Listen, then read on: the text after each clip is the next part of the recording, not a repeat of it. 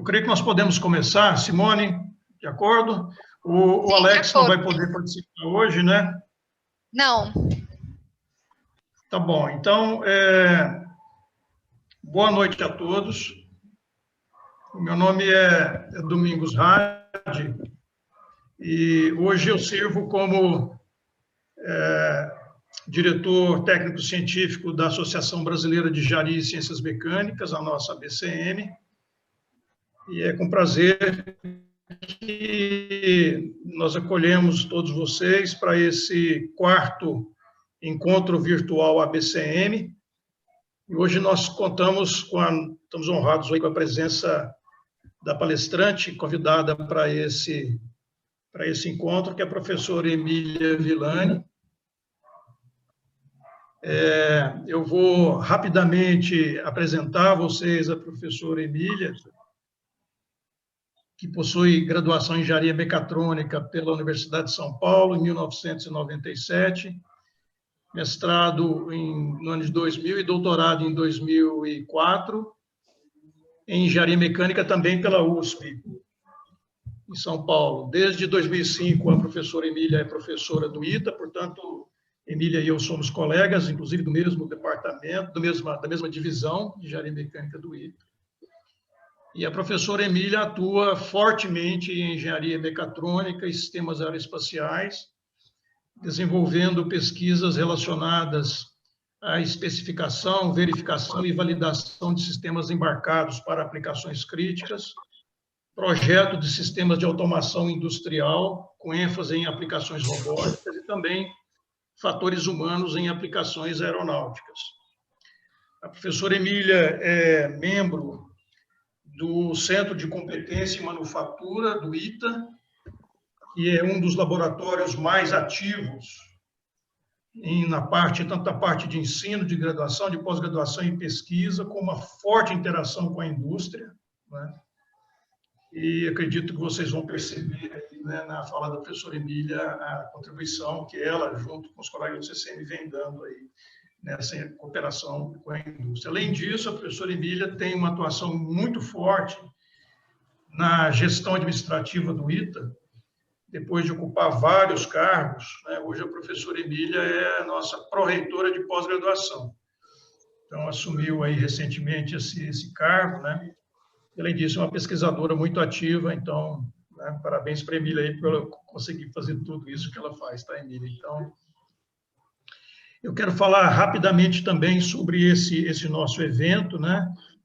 Esses encontros virtuais da BCM é uma iniciativa que foi concebida pela Regional Norte-Nordeste da BCM, animada, né? Foi motivada, foi proposta e vem sendo organizada pelos colegas que tomam conta dessa Regional Norte-Nordeste, principalmente a professora Simone dos Santos, que está aqui, e o professor Alex, né, que pode me lembrar, Simone, da Bahia, eu esqueci a instituição dele, lá do Cimatec.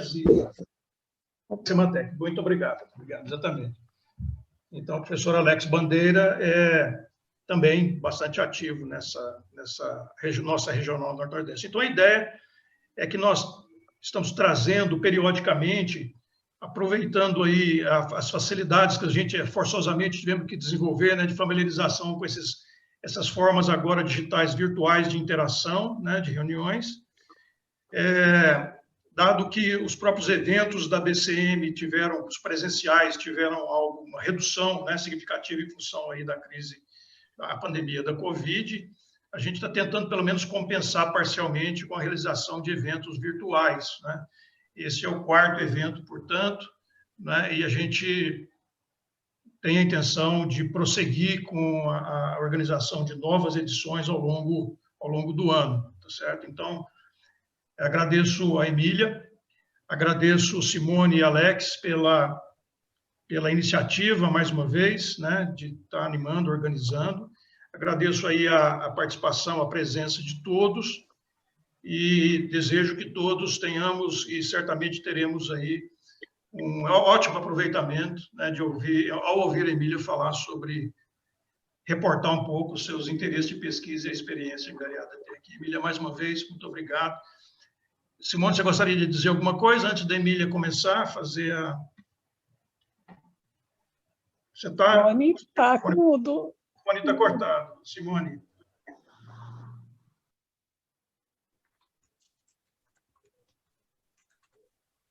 Simone, o microfone está no mudo. Pronto, opa. Agora deu certo, né? Eu gostaria de agradecer só a presença de todos, né? A oportunidade, né, de estarmos todos aqui reunidos e agradecer muito, muito, muito a Emília por ter aceitado o nosso convite. É isso. Ok.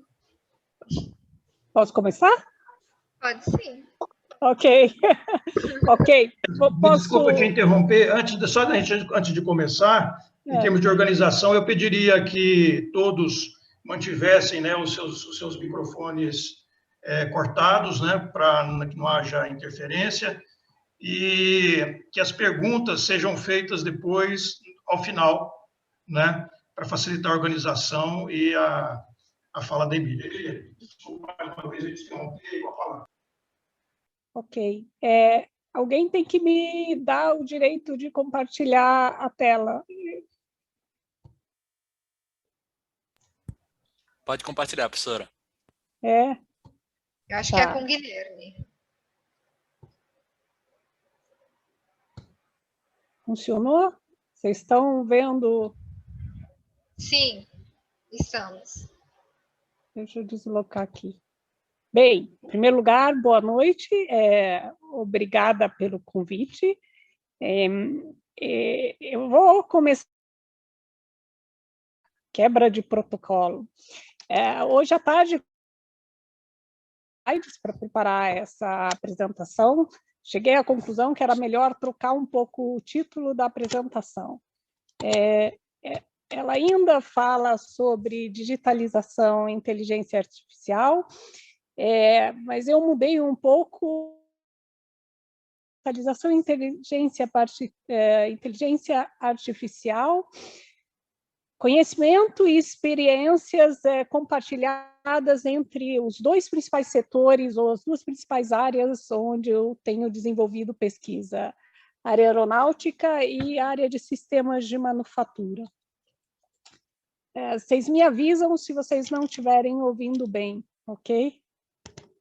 Bem, eu tinha um slide só para me apresentar, mas, na verdade, a maior parte, o professor Hadi já falou. Eu tenho 2 chapéus no ITA, um que, sem dúvida nenhuma, é o mais divertido deles e que é permanente, que é como professora do Centro de Competência em Manufatura, o CCM. Como ele já anunciou, né? Eu sou uma forte defensora da interação entre universidade e indústria e da pesquisa aplicada. Eu desenvolvo pesquisa em várias áreas, tá? Minha carreira aí como pesquisadora é uma certa confusão, vai desde automação industrial, sistemas aeronáuticos, verificação e validação, e agora, mais recentemente, a parte de interface homem-máquina e fatores humanos. Algum tempo atrás, eu tentei informações no meu currículo e fiz um daqueles mapas de palavras usando títulos de artigos que eu publiquei aí ao longo dos anos. E a palavra que se destaca mais é sistema. Eu acho que isso é uma característica dos engenheiros mecatrônicos, quer dizer, a mecatrônica lá, na sua base, ela é uma junção de 3 áreas, então, no final das contas, o engenheiro mecatrônico ele transitando entre tópicos de pesquisa e fazendo junção de conhecimento de diferentes áreas. Então, nós somos integradores dos engenheiros mecatrônicos. Temporariamente, eu estou como pró-reitora de pós-graduação. Esse é um cargo mais administrativo, não tão divertido, mas todo mundo acho que tem que dar a sua contribuição. E, por conta disso, eu vou fazer uma breve introdução sobre o ITA, 3 slides, bem rapidinho, só para apresentar a nossa...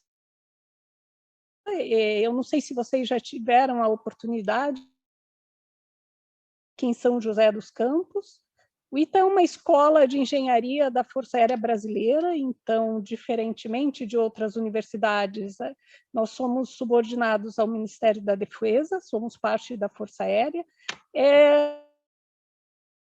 Engenharia, a gente tem cursos de graduação, todos em engenharia, mestrado e doutorado.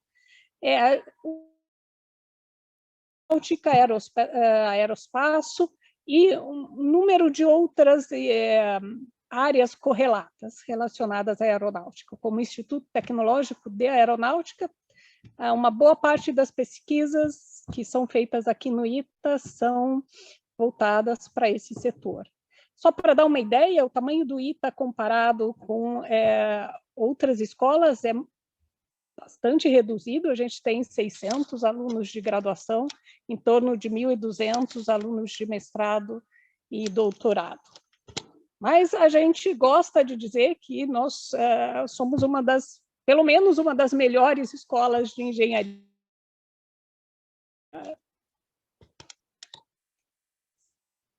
O ITA fica localizado em São José dos Campos, no estado de São Paulo. E São José dos Campos, eu não sei se vocês já visitaram a cidade, ele é uma cidade que é conhecida como Polo Aeroespacial Brasileiro. E, na verdade, a origem desse polo aeroespacial é a própria criação do ITA na década de 50. Se a gente olhar, essa foto é uma vista aérea onde o ITA está localizado em São José dos Campos. A gente fica dentro do Departamento de Ciência e Tecnologia Aeroespacial, que é um órgão da Força Aérea Brasileira, que ocupa toda essa área aqui que está delimitada pela linha branca. O ITA está mais ou menos aqui, onde eu estou colocando o mouse, e eu vou estar por aqui. Aqui a gente tem o ITA, e após a criação do ITA, apareceram outros institutos relacionados a essa área de aeronáutica e aeroespaço. O IAE, que é hoje responsável por lançadores de satélites, o INPE, que é responsável pelo projeto construção de satélites, e também a Embraer, que é aeronaves brasileiras. Por que eu estou falando tudo isso? Eu defensora da interação entre a academia e a indústria, e eu acho que aqui no ITA, com que essa relação se desenvolvesse muito bem, o que o pessoal chama de tríplice local, quer dizer, o ITA representando a academia, institutos de pesquisa e a indústria. Mas não só de aeroespaço vive São José dos Campos, a gente tem um parque tecnológico que,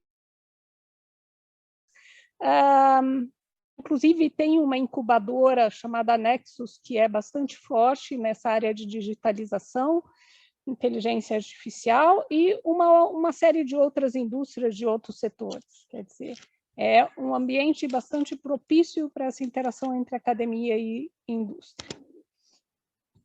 Estou no último slide sobre o ITA, a gente tem uma lista das linhas de pesquisa prioritárias do ITA, que são 12 temas praticamente, né? E mais 2 que foram adicionados mais recentemente na área de bioengenharia. Vocês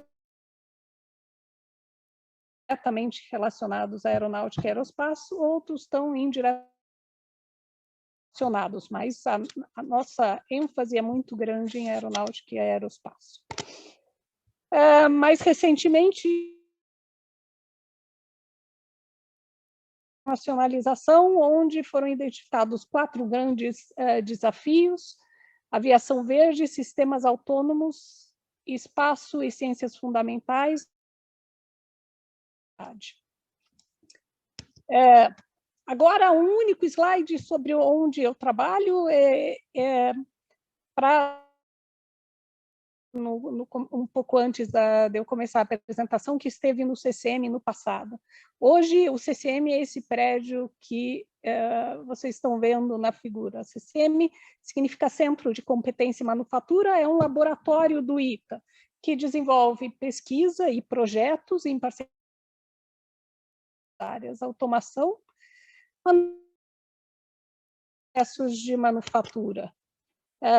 Entre os nossos temas de pesquisa estão processos para manufatura de aeronaves, montagem de aeronaves e outros spin-offs também voltados. Disso a gente tem particular com o setor automotivo. E existem que é desenvolvido para uma área, para alguma outra área que não é a aeronáutica. A gente tem vários exemplos desse transbordamento de conhecimento no CCM. A gente também é um Fraunhofer Project, interação bastante forte com a Alemanha, com o Instituto Fraunhofer, em particular com o IPK em Berlim. Mais ou menos uns 2 anos atrás, me chamaram para dar uma palestra, 2 ou 3 anos, acho que por volta de 2018, me chamaram para dar uma palestra na FAPESP. Era um evento sobre digitalização e aerospace. E eu aceitei sem saber apresentar, e na época, lá 2 anos atrás, fui fazer uma pesquisa sobre o que exatamente significa esse termo digitalização. E eu esbarrei em umas que tem uma forte relação, ou são digitization, digital technologies, digital shock, digital transformation, digital innovation. Desde naquela época, ler um pouco sobre o assunto e juntar o conhecimento prático com algum conhecimento da literatura,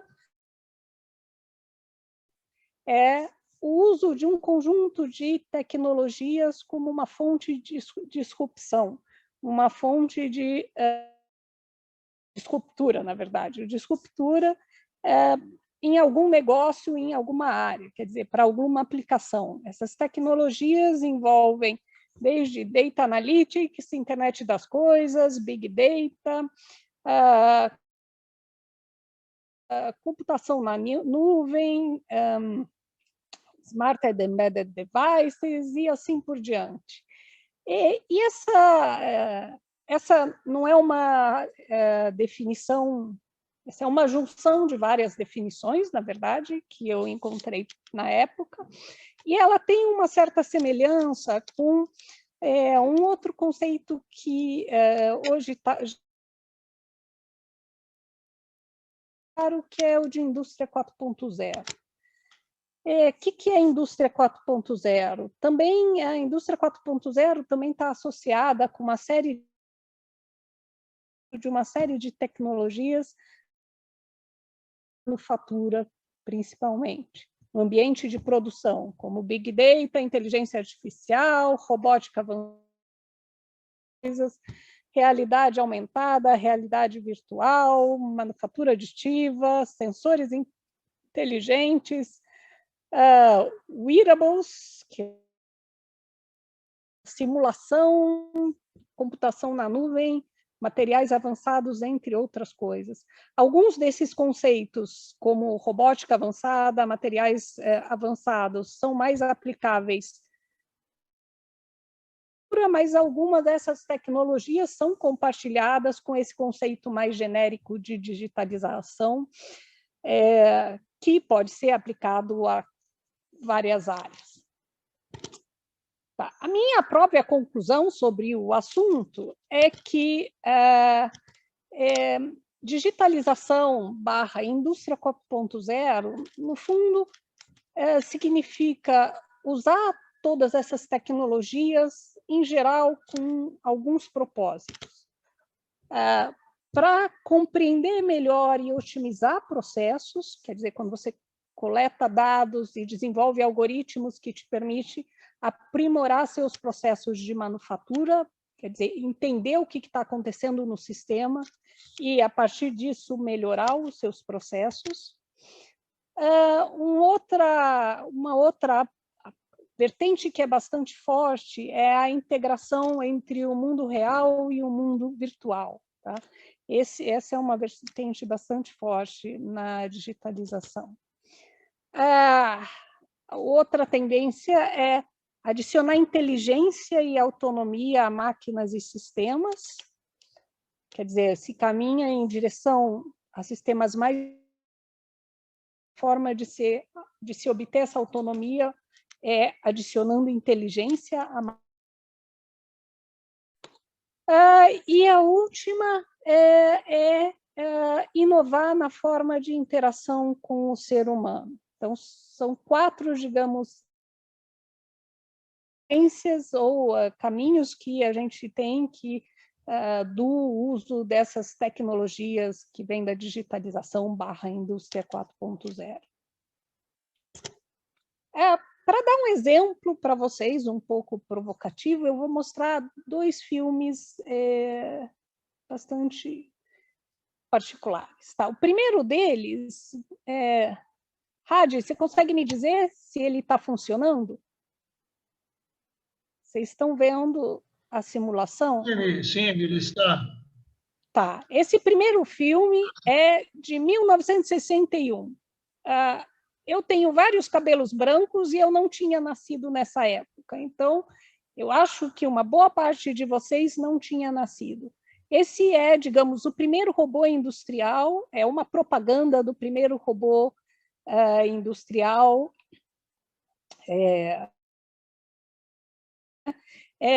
Você consegue ver que pelo filme, que é um filme bastante antigo, até um pouco machista, porque o robô vai lá, serve café da manhã, depois a mulher fica em casa e o homem vai trabalhar.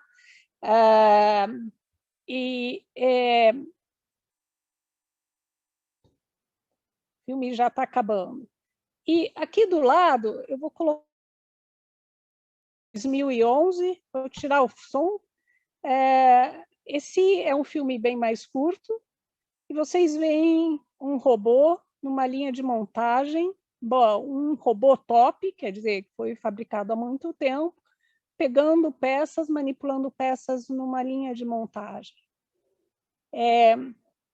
Obviamente, dá para ver que nesses 50 anos teve evolução na robótica industrial, tá?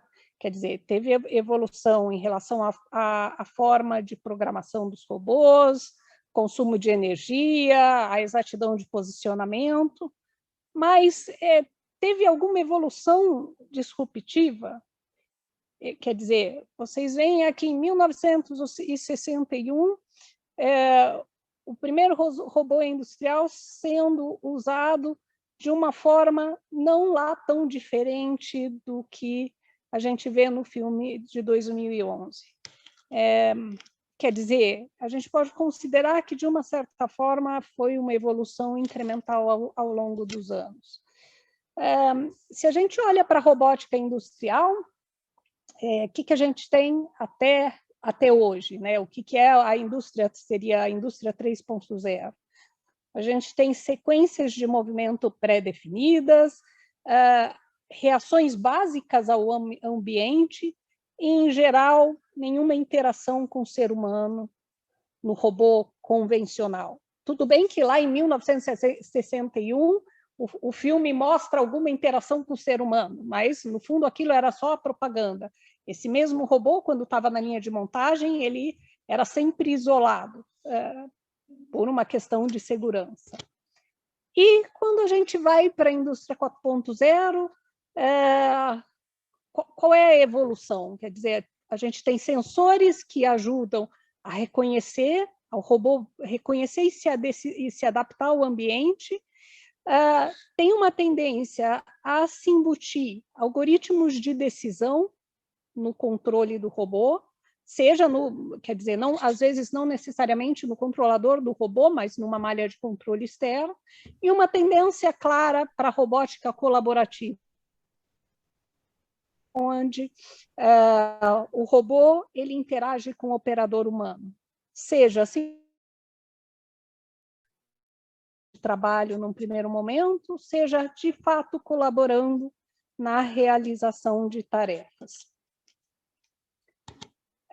Isso quer dizer, em outras palavras, sair de um ambiente de automação e em direção a um ambiente de autonomia. Quer dizer que a gente tende a embarcar inteligência nas máquinas, né? Mas aí vocês podem se perguntar, ok, estamos indo em direção à autonomia, então o que isso tem a ver com interação com o ser humano? Ele é um sistema autônomo, não precisa de interação com o ser humano. Mas não é muito bem assim que acontece, quer dizer, embarcar inteligência nas máquinas não significa cortar fora a interação do ser humano. A máquina ela pode ser autônoma e mesmo assim ainda interagir. Só que isso traz alguns complicadores, quer dizer, quando a gente tinha lá, se você tem uma máquina com 2 botões, um verde e outro vermelho, um verde para ligar e um vermelho para desligar, você tem uma interação bastante simples e previsível. Ela é quase que intuitiva. Quando a gente começa a embutir autonomia e tomada de decisão nas máquinas, essa interação que antes era completamente previsível, deixa de ser tão imediata e fácil de entender.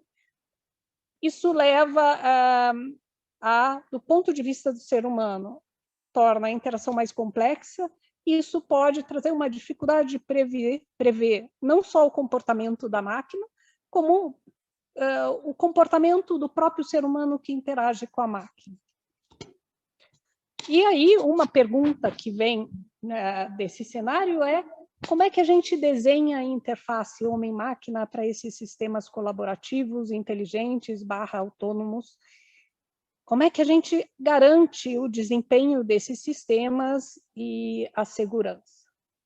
E a gente vem desenvolvendo lá no CCM vários trabalhos nessa linha.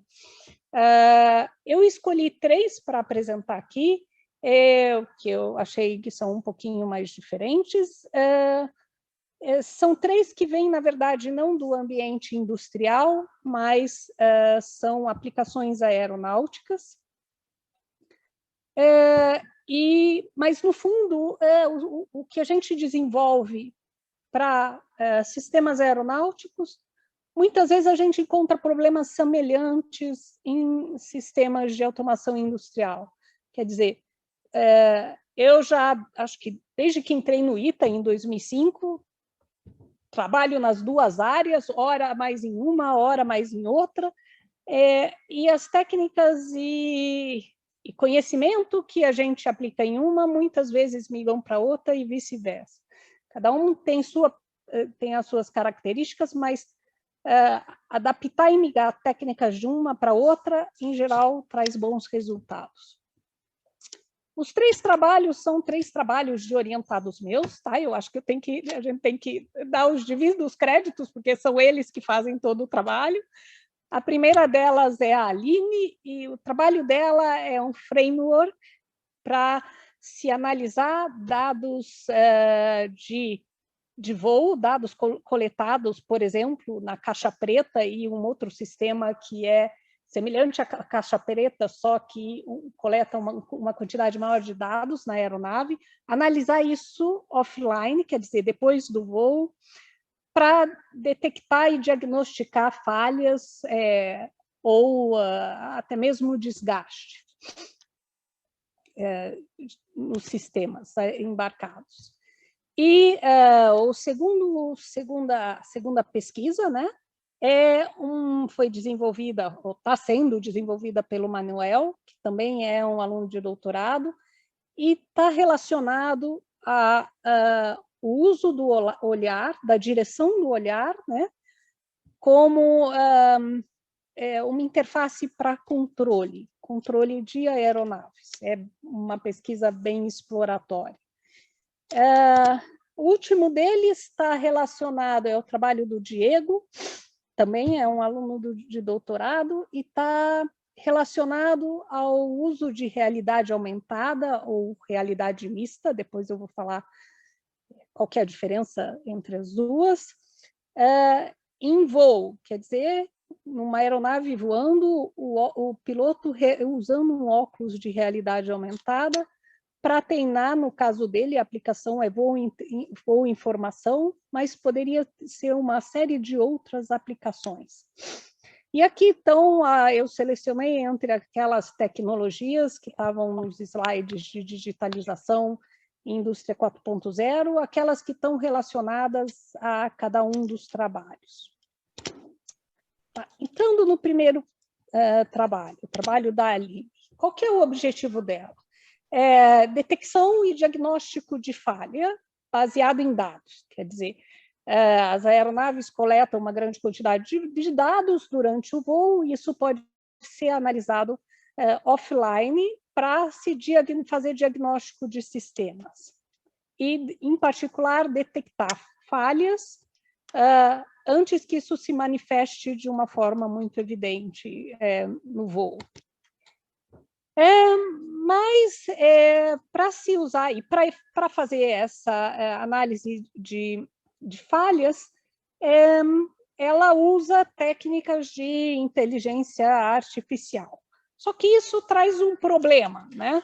Quer dizer, se a gente está falando de diagnosticar falhas em aeronaves, e para isso nós vamos treinar algoritmos de inteligência artificial para fazer esse diagnóstico, a gente não pode simplesmente esperar várias falhas ocorrerem e vários acidentes só para coletar dados e aí treinar a nossa ferramenta. Isso, no cenário aeronáutico, é inviável e, muitas vezes, no chão de fábrica também é inviável. Quer dizer, a gente não quer esperar que várias falhas aconteçam para ter dados de falha, para treinar ferramentas de diagnóstico. Qual foi a solução, que é o caminho que ela escolheu para resolver esse problema? Foi combinar dados reais com dados de simulação, dados gerados por modelo, e poderia, no caso dela, foi dados gerados por modelo, mas poderia ser também dados de bancada, de uma bancada de teste. De tal forma que eu consigo ter um volume significativo de dados, que apesar de não vir do mundo real, tem bastante semelhança com o mundo real, e tem um volume significativo de falhas que eu consigo injetar. Então, essa é a proposta dela, combinar dados reais com dados de falha, de tal forma que os dados de falha eu gero artificialmente, sem precisar esperar que a falha aconteça. O algoritmo que ela propôs está organizado em 4 fases.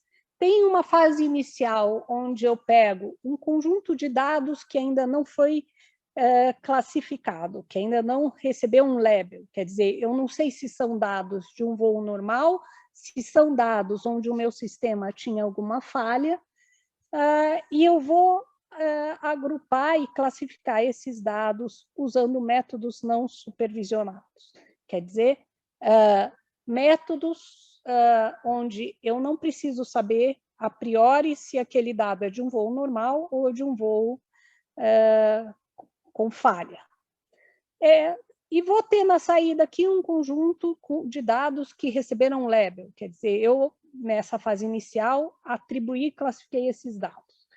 Vou juntar esses dados que vieram do mundo real, uma série de dados gerados a partir de um modelo onde eu injeto falhas, uso técnicas de injeção de falhas para gerar histórias de simulação e dados com falha, onde eu já sei quais são as falhas que eu injetei, então é um conjunto label, quer dizer, eles já vêm classificados.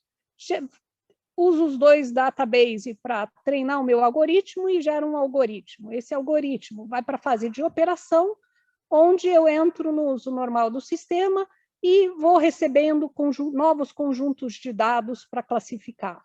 Esses novos conjuntos de dados, eles vão ser... o resultado da classificação pode ser é um voo normal, é um voo onde tem falha, é um voo onde tem uma falha conhecida, ou é um voo onde tem uma falha não conhecida. E quando ele tem uma falha não conhecida, essa falha tem que ser classificada, e isso vai gerando um novo dataset aqui, com novas falhas. Num certo ponto, quando isso tem um certo volume, eu vou para a fase de melhora, que é a minha última fase, onde eu incorporo esse conhecimento novo e passo por um novo treinamento e assim sucessivamente. Então, basicamente, a ideia é usar métodos não supervisionados com dado real e combinar isso com métodos supervisionados, mas dados que já vêm classificados, porque são dados de simulação e que têm um volume significativo de falhas, porque eu consigo injetar propositalmente essas falhas, enquanto que meus dados reais, o grande volume deles são voos normais, sem falha, e eventualmente eu tenho uma ou outra falha. Na etapa inicial, ela decidiu usar um algoritmo hierárquico de clustering, quer dizer que ela vai pegar todo o universo de dados e dividir em algumas categorias, e aí essas categorias, para dizer se ela é normal ou se ela é uma falha e qual é uma falha, eu vou precisar da análise do ser humano, quer dizer, eu vou precisar da análise de um expert que vai dizer qual é o label daquela categoria, daquele cluster. Existem propostas de se fazer essa análise de especialista, usando algum grau de automação, mas ela não seguiu esse caminho. Por enquanto, ela assume que isso é feito por um especialista humano. Na fase 2, eu combino, então, o resultado da fase 1 com os dados que eu gerei via simulação, e vou usar alguns conjuntos, o ensemble de classificadores. No caso dela, ela considerou esses classificadores para gerar um algoritmo que seja capaz de classificar uma nova entrada. E aí a classificação tem que ser, quando eu forneço um novo dado, se esse dado pertence a uma das classes conhecidas ou se é uma classe não conhecida. Então, ele tem que ser capaz de identificar se é uma classe conhecida ou não. E como é que ele faz isso? Atribuindo probabilidades para aquele dado pertencer a uma classe, às várias classes que ele já conhece. Então, quando o algoritmo detecta uma certa confusão na classificação, ele assume que é uma classe desconhecida. Na fase 3, eu aplico o algoritmo treinado na fase 2 para classificar novos dados coletados em voo. Se o resultado dessa classificação de um dado é uma classe não conhecida, segue o mesmo caminho do começo, quer dizer, tem que passar pela análise de um expert e receber um novo rótulo. Na fase 4, basicamente, eu uso todos os novos rótulos que foram identificados durante um certo tempo para treinar novamente meu algoritmo e, assim, sistematicamente repetir a fase 3 e a fase 4 e ir melhorando cada vez mais o meu sistema de detecção. ela usou como estudo de caso o sistema de acionamento hidráulico da aeronave F-16, que é uma aeronave que tem bastante dados e informação na literatura. Esse sistema de acionamento está ilustrado nessa figura. Essa figura vem de uma ferramenta de simulação chamada HOPSA, que é da Universidade de Linköping. Dá para ver que o sistema tem 2 sistemas de acionamento em paralelo, né? Redundantes, e ela injetou uma série de falhas nesse modelo para obter os dados de simulação. Onde a gente já chegou, a gente conseguiu validar essa proposta, ainda não usando dados reais, mas usando dados que são de modelos, mas eles mimetizam dados reais. Como é que ela faz isso? Introduzindo variação de parâmetros, introduzindo ruído e assim por diante. E, a princípio, os resultados são promissores. Alguns pontos que são bastante relevantes, né? Como é que a gente classifica os dados, quer dizer, como é que a gente organiza os dados coletados em voo em relação ao tempo, né? Quer dizer, se cada dado em cada instante de tempo, como é que ele é combinado com os demais dados da mesma coleta. E qual é o impacto de eu variar o conjunto de sensores naquele sistema? Quer dizer, eu hoje tenho uma configuração de sensores, que é o que, em geral, se embarca em aeronaves, e se eu aumentar os sensores, como é que isso melhora a minha capacidade de detectar e identificar falhas? Bem, os principais desafios que estão pela frente é a validação com dados reais e a análise de especialista, tá? Como ela até aqui trabalhou com dados de modelo que estão mimetizando dados reais, esse ainda é um ponto que tem que ser explorado. Esse era o primeiro trabalho que eu queria apresentar para vocês. O segundo trabalho é o trabalho do Manuel, e é uma interface para controle de aeronaves baseada no olhar. E aí, bem, eu dei um exemplo dos últimos 50 anos da robótica industrial, agora vou estender o horizonte de tempo, tenho certeza que em 1916 ninguém tinha nascido. E olhar para a interface de controle de aeronaves dos últimos 100 anos. Se você olhar uma das primeiras aeronaves que foi produzida, né, comercialmente em série, a gente tem essa aeronave de 1916, e essa é a interface que a gente tinha no cockpit. Em torno de 70 e tantos anos depois, essa é uma segunda aeronave para propósito militar. Vocês conseguem ver que no formato da aeronave a gente teve mudanças radicais e disruptivas. No controle do voo, a gente teve mudanças radicais e disruptivas, quer dizer, hoje em dia as aeronaves para aplicação militares, muitas delas são instáveis e dependem de uma malha de controle ativa para conseguir manter uma linha de voo, mas quando a gente olha para a interface do piloto, com o piloto, 70 anos depois, melhorou, está um pouquinho diferente, mas não tem nenhuma mudança disruptiva como a gente vê, por exemplo, na fuselagem.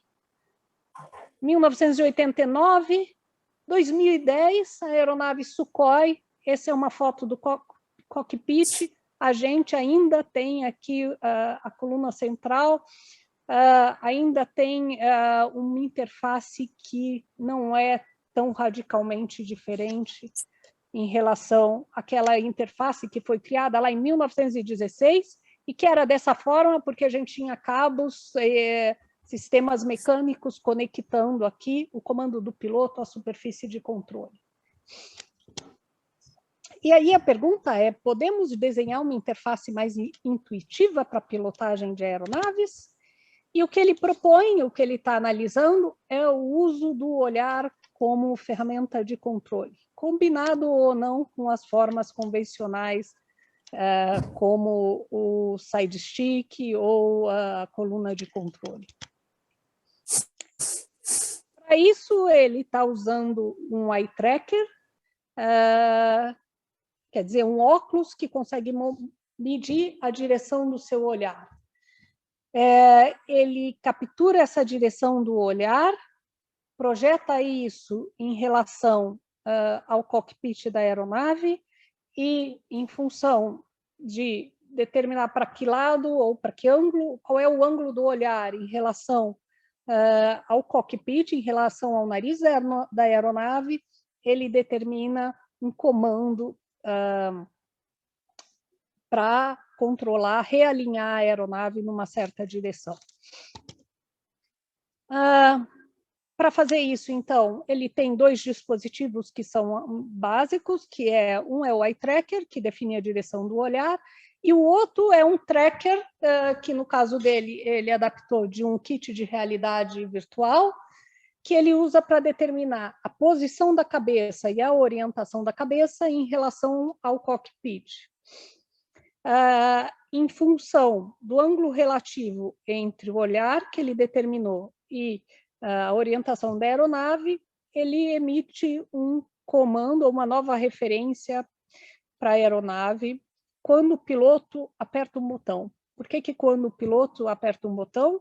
Quer dizer, porque durante a maior parte do tempo, o piloto usa o olhar não para comandar a aeronave, mas para monitorar o que está acontecendo. Então, ele tem que, digamos, ativamente indicar que, naquele momento, a direção do olhar dele é um comando que tem que ser usado para controle. Para fazer uma avaliação preliminar dessa ideia, a gente usou um simulador de voo que foi construído lá no CCM. É um simulador de voo de base robótica chamado CIVOR, que veio de um projeto desenvolvido junto com a Embraer ao longo dos últimos anos. A ideia é que a gente tem um braço aqui robótico que se movimenta em resposta ao comando do piloto na cabine. Isso é uma cabine de uma aeronave, com um certo grau de fidelidade, dá para vocês verem. É uma aeronave executiva e o robô dá a sensação de movimento ao piloto. Então, ele está usando esse ambiente, esse simulador de voo, para fazer testes preliminares em relação a se essa ideia de usar a direção do olhar como forma de controle ajuda ou não na pilotagem e de que forma. A primeira campanha que ele fez foi não exatamente um voo qualquer, mas o piloto tinha uma certa tarefa. Ele plotava aqui no sistema visual uma bola vermelha e o piloto tinha a tarefa de direcionar, controlar a aeronave até passar pela bola vermelha. E ele podia fazer isso de 3 formas, usando o yoke do simulador, que é, digamos, a interface convencional para controle da aeronave, usando apenas o olhar ou combinando ao bel prazer do piloto os dois modos, o yoke com o olhar. E ele avaliou o desempenho do piloto em 2 condições de carga de trabalho. Uma baixa, onde a única coisa que o piloto tinha que fazer era controlar a aeronave, controlar a direção da aeronave, e uma outra onde ele tinha uma segunda tarefa que era relacionada ao controle da velocidade, ajustar o controle da velocidade de acordo com algumas ordens que eram emitidas.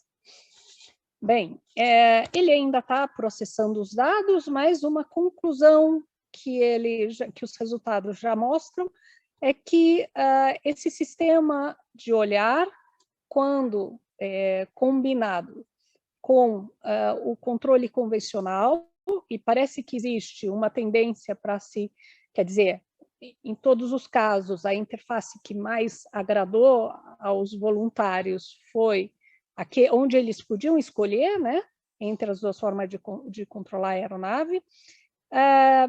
O sistema que permitia também o uso do olhar, ele libera mais o piloto para a tarefa secundária, quer dizer que ele alivia a carga de trabalho primária, que era a pilotagem, e libera o piloto para ter um desempenho melhor na carga secundária, carga de trabalho secundária, na tarefa secundária, né? Que estágio a gente está desse trabalho? Ele está fechando uma nova campanha de ensaios. Na primeira campanha, a gente teve alguns problemas de calibração, então essa é uma questão muito sensível, quer dizer, a calibração do sistema para determinar a direção do olhar em relação ao cockpit. E uma outra questão que a gente já vem aprendendo há um certo tempo: qualquer ensaio, qualquer experimento com ser humano tem uma variabilidade muito grande, quer dizer, em geral, um fator que sempre é um fator que influencia nos resultados é o fator pessoa ou piloto, é a variação natural que existe entre os seres humanos. O que, quando a gente tem campanhas com um volume não muito grande de pilotos, acaba tendo uma influência na confirmação ou não de algumas hipóteses. Bem, estamos indo para o último trabalho, que também é um trabalho relativo à interface homem-máquina. Nesse caso, é o uso de realidade mista para voos em formação, treinar voos em formação. No ambiente militar, é bastante comum que se voe numa formação de aeronaves, onde a gente tem um líder e alas que vão seguindo esse líder. E o treinamento do voo em formação, em geral, ele é caro, porque você tem que colocar várias aeronaves no ar, e é perigoso, porque pode acontecer colisão entre as aeronaves. Existem vários acidentes que são relatados, que, na verdade, decorre da colisão no ar entre aeronaves durante um voo em formação. Aí a abordagem que ele propõe esse é o trabalho do Diego, é que se faça uma progressão desde o mundo completamente virtual até o mundo completamente real. Então, o wing é o ala, é aquele que está sendo treinado, e ele está sendo treinado para seguir um líder. Então, o primeiro nível é tanto o ala, que está sendo treinada, quanto o líder estão num ambiente de realidade virtual, usando óculos de realidade virtual. No segundo momento, a gente pode colocar a pessoa que está sendo treinada num simulador de voo e o líder continuar sendo virtual. E aí, lá na frente, a gente tem a situação final, que é o ala real com o líder real. E o que ele propõe é que tenha aqui uma intermediária, onde o ala que está fazendo o treinamento, ele está num voo real, só que ao invés de ter um líder real, eu tenho um líder que é projetado num óculos de realidade aumentada ou realidade mista.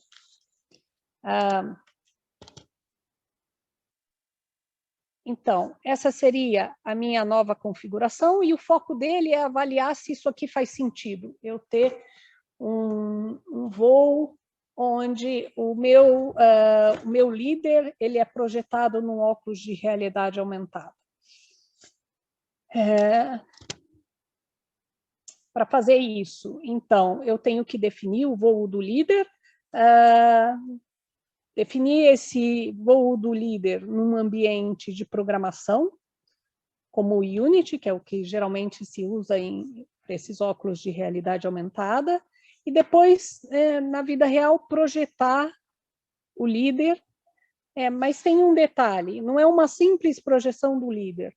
De acordo com a posição do líder, depende de onde está a posição da aeronave real. Quer dizer, a todo instante, eu tenho que olhar qual é a posição da aeronave real em relação ao mundo, qual é a posição do meu líder, em função disso, determinar onde vai estar a projeção do líder. Para fazer, como vocês devem imaginar, fazer um teste, uma avaliação dessa estratégia, a gente começou da forma mais simples, também usando o nosso simulador de voo. Então, a gente está comparando duas situações. Uma onde eu estou treinando meu ala usando um óculos de realidade mista, realidade aumentada, onde o líder é projetado no óculos, e aí eu tenho que ter rotinas para, por exemplo, quando o olhar do piloto está em alguma parte interna do cockpit, eu tenho que omitir o meu líder, eu tenho que fazer a oclusão do líder, porque ele só vê o líder quando ele está olhando para fora da janela. E a outra configuração, ainda no simulador, é aquela onde o líder é projetado pelo sistema visual do simulador, como se fosse uma aeronave real do lado de fora. Isso me permite, essa avaliação preliminar, digamos assim, num simulador de voo, me permite avaliar algumas coisas, como, por exemplo, o efeito ergonômico de se usar um óculos de realidade mista, a diferença entre um líder projetado no óculos e o líder projetado no sistema visual, que é muito mais próximo do que seria na realidade, né? O desempenho desse mecanismo de oclusão, dessas rotinas de oclusão, entre outras coisas. Em que estágio que a gente está no momento? Ele está concluindo essa campanha de avaliação. De novo, novamente, um dos desafios sempre é a calibração, quer dizer, como é que eu determino a posição da cabeça do piloto em relação ao cockpit, como é que eu determino a posição da aeronave líder em relação à posição do ala, entre outras coisas. Como é que eu faço todas essas transformações de coordenada? A parte de oclusão da realidade aumentada ou realidade mista, né? Em geral, a gente usa o termo realidade mista quando tem a necessidade de implementar essas rotinas de oclusão. A oclusão é uma das características que, digamos, justifica o uso do termo mista, além não só aumentada. E, de novo, a variabilidade natural da performance humana. Essa era o que eu tinha para apresentar. Eu só queria fazer uma propaganda no final. Semana que vem a gente vai lançar um novo programa acadêmico do ITA para inovação na indústria. Se alguém tiver o interesse, eu vou colocar o link para inscrição nos comentários. É isso, gente. Se alguém tiver perguntas... Emília, muito obrigado. Não sei se eu falei mais do que devia, se eu falei menos, fiquei um pouco na dúvida aí, se era de mais, de menos. Emília, esteve ótimo. Vamos salvar um tempinho aí para as manifestações, as perguntas do pessoal. Eu acredito que a gente pode deixar em aberto, né? Quem quiser fazer a pergunta para a professora Emília, faça uso do microfone diretamente, do som. Mas vamos combinar, né, de que as perguntas sejam breves, né, para a gente aproveitar e dar oportunidade para todos. Tá? Então, quem quiser fazer uma pergunta, fique à vontade. Eu pediria que se identificasse, primeiramente, nome e, eventualmente, se estiver ligado a alguma instituição, né, ou da indústria ou da academia, para a gente aproveitar a oportunidade para se conhecer. Quem quer ser o primeiro? Eles entenderam tudo. Boa Bem, noite vocês estão a me todos. ouvindo bem? Meu Meu nome é microfone... Ana Luísa, eu sou da... Oi, Ana. Sim. Vocês me ouvem? Está interrompendo um pouco, Ana. Primeiramente, boa noite. Eu sou da instituição UFJ, Universidade Federal de Juiz de Fora. A minha conexão é... Ficou mudo.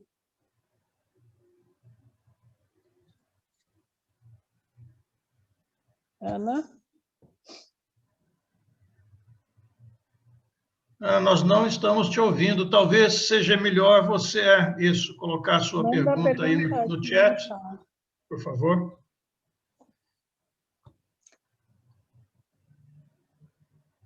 A minha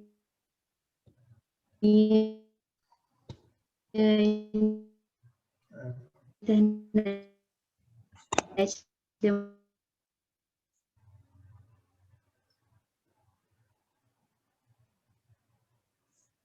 Puxa, eu acho que a internet está ruim. A internet da Ana ficou ruim, mas está dizendo que gostaria apenas de te parabenizar, Emília. Tá. Obrigada. Ana, se você quiser fazer mais algum comentário aí no chat, fica à vontade. E aproveitando o tempo, a gente passa para as próximas perguntas. Alguém mais quer fazer alguma pergunta, comentário? Gente, pode perguntar. Eu não mordo. Vocês estão acordados? 15 para as 8 da noite. Primeiramente, boa noite a todos, né? Oi, Raíssa. Sou atualmente discente do curso de Engenharia de Materiais da Universidade Federal do Sul-Sudeste do Pará. Meio que eu estava pensando uma questão, né, que você falou sobre a problemática dos voos simulados, né? Voo simulado não, voo em equipe. Aí eu estava meio que surgiu uma dúvida, por que não faz o uso de rastreadores, na verdade, nesses aviões para eliminar esse impacto, na verdade, pode ocorrer entre eles? Mas os pilotos querem ter controle da aeronave. Se você tem um piloto a bordo, é claro que existem sensores, mas eles têm o controle da aeronave. Uma tendência que existe hoje, é que, na verdade, o líder seja uma aeronave tripulada e os alas sejam aeronaves não tripuladas. Tá? Isso ainda não é uma realidade, ou talvez seja uma realidade experimentalmente, onde a gente não sabe, mas é uma tendência clara para o futuro. É que tenha um líder que é tripulado e os alas não tripulados. E aí, numa situação de conflito, o líder manda o ala não tripulado para as tarefas mais perigosas.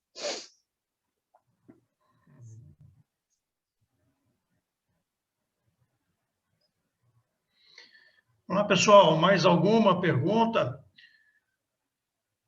Olha, pode perguntar para a professora Emília. Pode falar, Fernando. Luiz Fernando, pode meu nome sou Luiz Fernando, sou estudante de graduação na Escola Politécnica da USP. A professora Emília é minha veterana, faço mecatrônica hoje também. Ah, é? Sim, sim. Você foi aluno do Fabrício, do Miyagi? Sim, na verdade estou fazendo iniciação científica com os dois, inclusive. O Fabrício e com o Miyagi? Sim. Opa!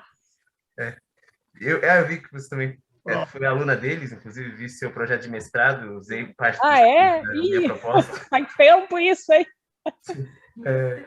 Eu queria perguntar, eu vi que um dos projetos era sobre novos sistemas para substituir o painel de aeronaves. Já tem propostas na indústria de coisas do tipo, não? Nenhum? Não. Longe anos-luz. Quer dizer, isso é exploratório.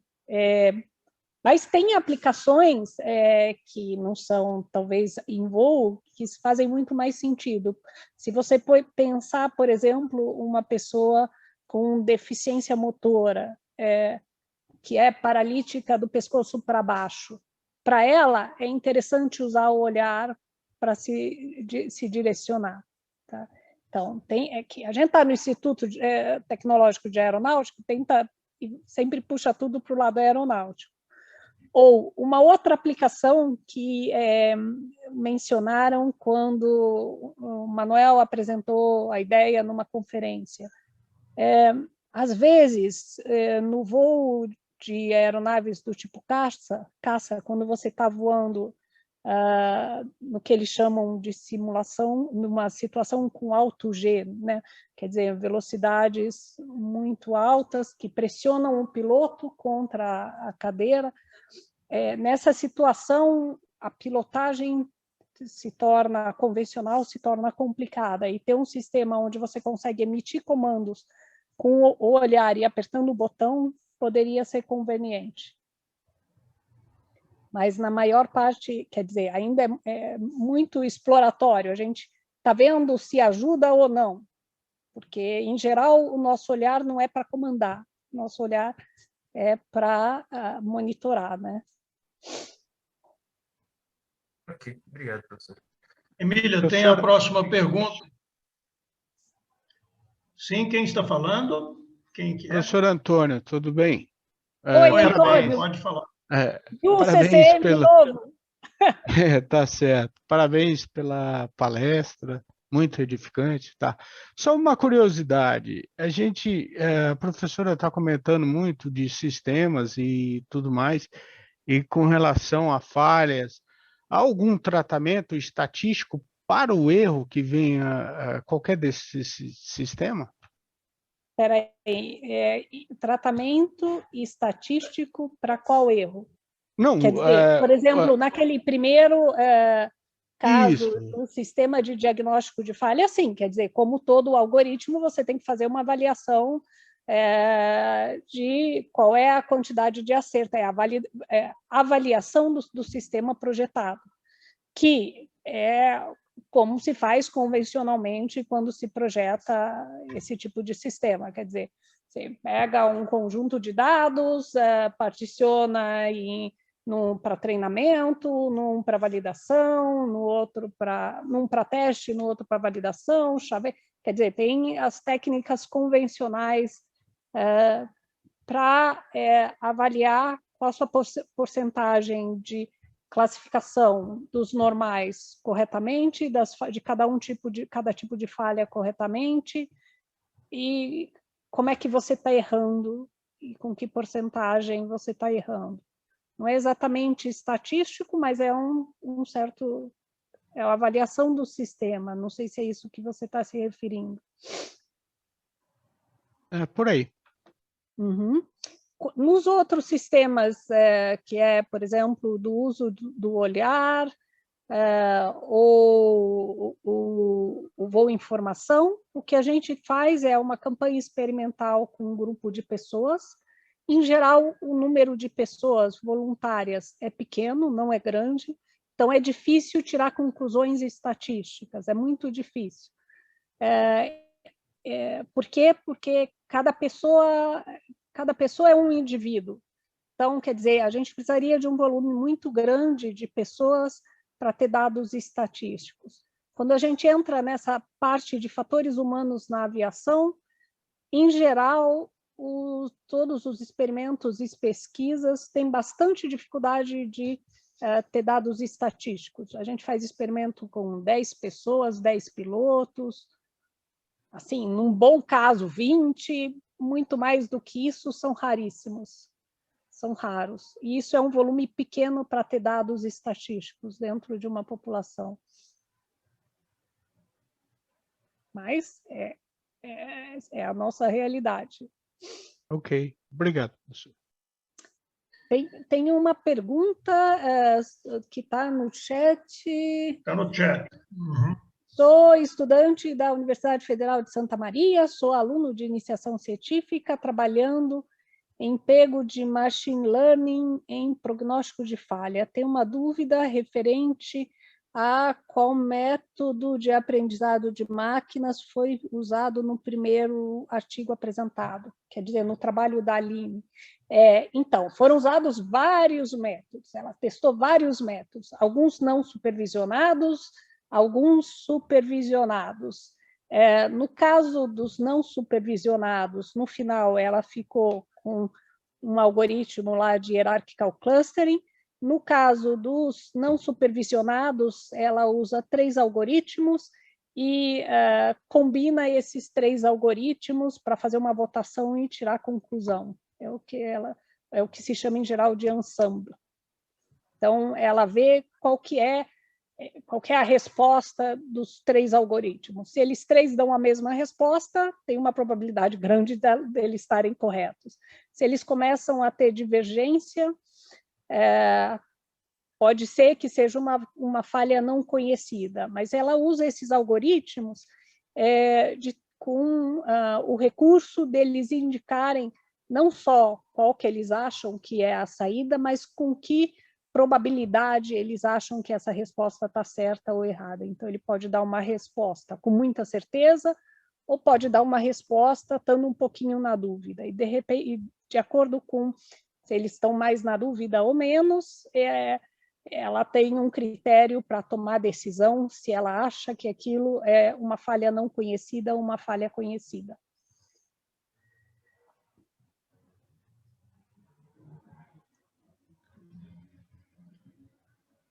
De nada. Uma pergunta, pessoal? Gente, todos vocês estão convidados para nos visitar aqui no CCM, se vocês estiverem passando por São José dos Campos.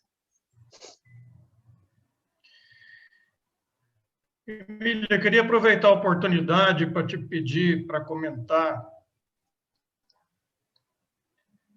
sobre sua visão. O que a gente percebe é que você, nesse tipo de trabalho, né, nós estamos trabalhando com engenharia de vanguarda, né, em coisas que não são, pelo menos não eram até há pouco tempo, né, parte da engenharia tradicional, né? Então, eu queria que você comentasse a respeito, por exemplo, temos aí boa parte da audiência aí que deve ser estudantes de mecânica, mecatrônica, outros cursos, né? Temos aí professores, certamente são responsáveis por disciplinas, ou coordenadores de curso. A Simone mesmo tem a maior preocupação com a formação dos alunos dela. Então, eu queria ouvir seu comentário a respeito, como é que a gente prepara o pessoal para a engenharia do futuro. Nós estamos vendo parte dela aí, acredito. Hoje nós estamos falando de aviação autônoma, né? Além disso que você está falando, de interação homem-máquina, automação industrial, indústria 4.0, e assim por diante. Queria pedir para você fazer algum comentário, sua visão a respeito disso. Vamos lá. Quando a gente começou, alguns anos atrás, esse projeto do simulador de voo com a Embraer, a gente começou a enveredar por uma área nova, que é a área não é nova, na verdade, é nova para a gente, a área de fatores humanos. Por que isso? Porque, se você pensa num simulador de voo, o simulador ser móvel, quer dizer, ele se movimentar, colocar a cabine da aeronave em cima de um braço robótico e fazer isso chacoalhar, o único objetivo para fazer isso é dar para o piloto a sensação de movimento. Então, mas qual que é o melhor movimento nesse caso? É o movimento que mais se aproxima da aeronave? Então, essa é a resposta que o engenheiro dá. Mas, na verdade, não é. É o movimento que o piloto percebe como mais próximo do movimento do que ele percebe na aeronave. Então, essa diferença passa pela percepção do piloto, por aquilo que ele sente. E aí a gente precisou começar a olhar para o ser humano e como é que ele percebe isso. E avaliar... E aí foi como se fosse uma caixa de Pandora. Começou a aparecer um monte de perguntas e para responder essas perguntas a gente tem que olhar para o ser humano, entender como é que é a interação do ser humano com o sistema que a gente projeta. E é um aprendizado e tanto para quem sempre foi engenheiro. O engenheiro ele tem uma forma linear e bastante organizada e quadrada de pensar. A hora que a gente começa a interagir com outras áreas, por exemplo, psicólogos, médicos, a gente começa a perceber o quanto a nossa forma de pensar ela segue um certo padrão. E, naturalmente, eu acho que no futuro a gente tem que sempre olhar para a interação, por exemplo, a bioengenharia. A bioengenharia tem tendência de também interagir com outra área e aprender outras formas de pensar. Eu vou dar um exemplo para vocês que, para mim, é muito emblemático. Toda vez que a gente faz um projeto que envolve fazer experimento com o ser humano, a gente tem que mandar um projeto para um comitê de ética. Aí, a primeira vez que eu escrevi um projeto para o comitê de ética, tinha que listar lá todas as informações que a gente ia coletar do piloto. Eu, como boa engenheira, fiz uma lista de bullets, que para mim é a forma mais clara e óbvia de se transmitir uma lista de informações. E aí a resposta que eu recebi do comitê de ética era que organizar em lista de bullets é muito confuso, mas que eles aceitavam que a gente fizesse assim, porque no final das contas os nossos voluntários são pilotos, são da área de exatas e eles acham que eles não vão ter dificuldades de entender. Para mim foi um choque, porque para mim a lista de bullet, um fluxograma torna as coisas mais claras e não mais complicadas. E eu acho que para a maioria de vocês também. Tá, eu achei que o revisor não fez um comentário muito sem sentido, como ele aprovou, tudo bem. Dali a alguns meses, uma psicóloga começou a trabalhar com a gente. E ela escreveu também um projeto para colocar na Plataforma Brasil, lá para o Comitê de Ética avaliar. E para ela fazer isso, eu passei os nossos documentos como modelo para ela escrever o dela. Ela pegou a minha lista de bullets e, sem eu falar nada, transformou num texto corrido. Eu não falei absolutamente nada. Quer dizer, para ela, o texto corrido era a forma mais fácil de entender. Quer dizer, a gente tem formas de se comunicar que, no fundo, são bastante enviesadas pela nossa formação e a gente nem percebe. A gente usa vocabulários no dia a dia do tipo, isso está com a derivada positiva, vai dar certo. A maior parte do mundo que não trabalha com engenharia não sabe o que é derivada positiva. E eu acho que tem uma série de outras, por exemplo, organizar a informação em fluxograma. Essa mesma psicóloga, ela tem uma rixa enorme com, digamos, um dos papas da parte de consciência situacional da aviação, uma mulher chamada Enz, que ela propôs um certo conceito para consciência situacional. E o conceito que ela propôs, a forma de consciência, de ver a consciência situacional que ela propôs, fez muito sucesso na aviação, porque ela faz um diagrama de blocos e organiza as informações num diagrama de blocos, os engenheiros e pilotos olham e entendem. E aí, o pessoal da área de psicologia não tem a mesma linguagem, essa mesma forma de comunicação. Então, eles criticam a Endsley porque acha que ela categoriza tudo. E para a gente isso é o que faz com que a gente entenda das coisas. Então, eu acho que sair fora da nossa zona de conforto é muito interessante, dá muito trabalho e a gente tem que ter flexibilidade para tentar entender as pessoas que estão fora da nossa zona de conforto. É isso. Obrigado. Tenho experiências semelhantes a essas suas aí, mas deixarei para te contar essa história um pouco mais para frente. Gerson, ergueu a mão. Gerson, você gostaria de fazer uma pergunta, professora Emília? Quem é Gerson? Eu estou vendo o Gerson com a mão levantada. Mão levantada. Gerson Davi.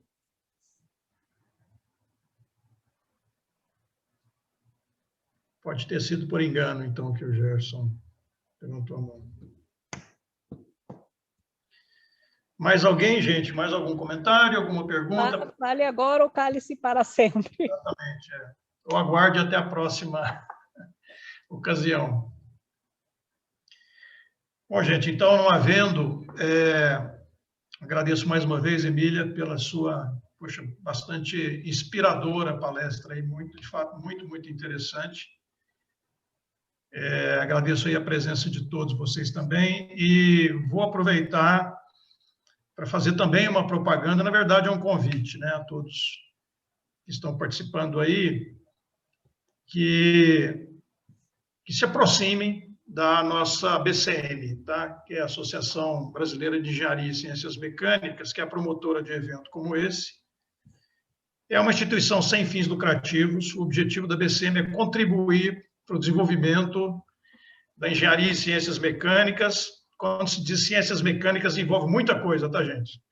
Envolve a mecatrônica, envolve a aeronáutica, aeroespacial, tudo isso está nesse mesmo bojo, enfim, ninguém fica de fora. As áreas afins, as coisas estão cada vez mais interdisciplinares. Então, fica o convite aí para que vocês conheçam melhor a BCM e, gostando da proposta da BCM, né, como a associação se organiza e atua, né, vocês futuramente se motivem, especialmente os estudantes, né, a se associarem à BCM. Existe, inclusive, eventos científicos específicos, um evento científico específico para os estudantes, que é organizado pelos estudantes, para os estudantes, que é o CREEM, né?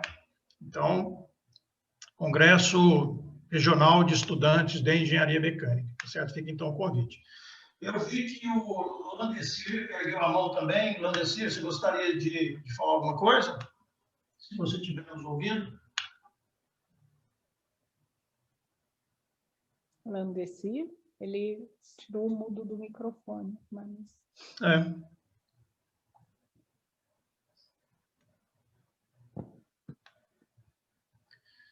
Bom, então acho que a gente pode concluir observando que essa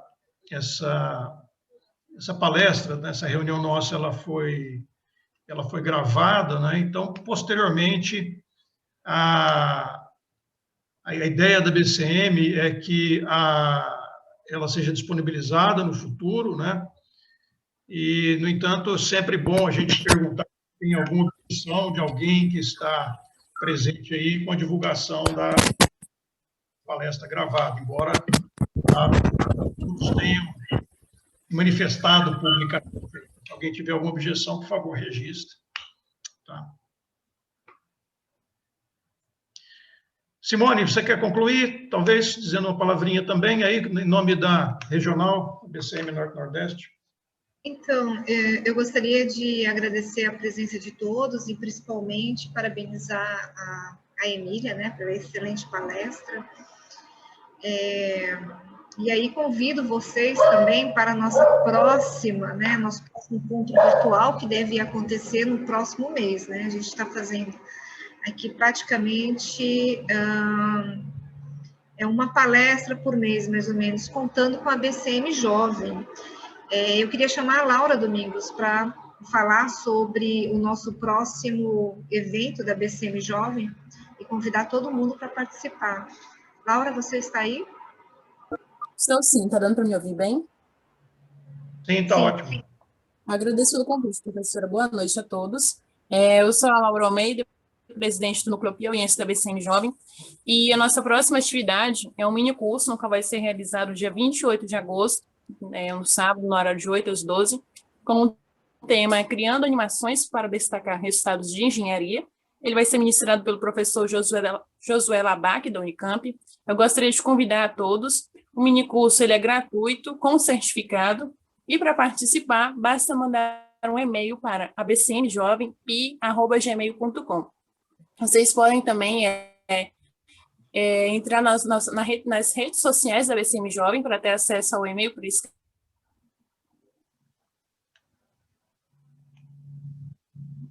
Ok, Laura, obrigada.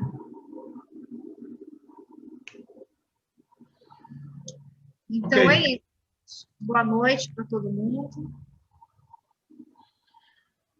Pessoal, boa noite, então. Agradeço mais uma vez a presença de todos e até uma próxima vez. Abraço. Até mais, gente. Tchau, Emília. Tchau. Prazer em conhecê-la, Simone. O prazer foi todo meu.